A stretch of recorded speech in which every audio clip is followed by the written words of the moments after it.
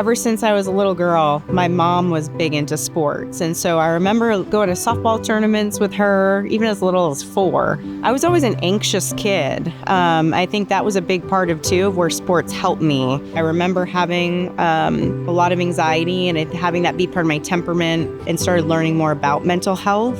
When we first hired her, our vision at that point in time was to grow the role to meet the demands of the organization. It is nice to have on-site psychological services to improve access to care, to improve outcomes with human beings on and off the field, because you have somebody that's with you.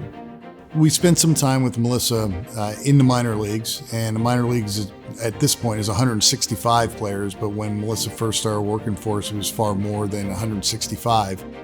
She grew with these players that we have now, this young group of guys, and so it made logical sense for her to continue moving up through our system and to work with our major league team. We thought the best way to accomplish this goal was to have that person not only in the locker room, but in a dugout. I think what goes along well with being in the dugout, when you think of the mental health part, there's the female component and the psychology. The other part, though, I think was the credibility aspects of, should women be up here? I'm here to help players get better, right? I want to support our staff and coaches so they can also help our players get better. Players experiencing whatever it may be, whether on the hitting front, the pitching front, off the field, things going on at home. When you're talking about personal issues or performance issues, sometimes it's hard for people to be genuinely open, and you have to kind of read the cues and read the room a little bit of what they're trying to say, and I think she's really good at that.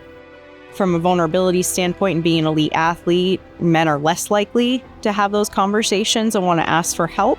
Hey, sometimes you need more help in strength and conditioning. Sometimes you need to see medical because you're injured. Hey, you might be having a bad day or feeling down, and you might just need someone to talk to for that day. We tend to think of they are just baseball players, but they're brothers, they're husbands, they're fathers. Human beings are very complex. And oftentimes players present with complicated issues that there isn't one right answer.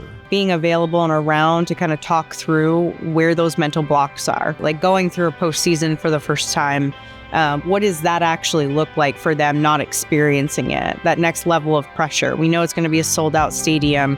We have to win this game to move on.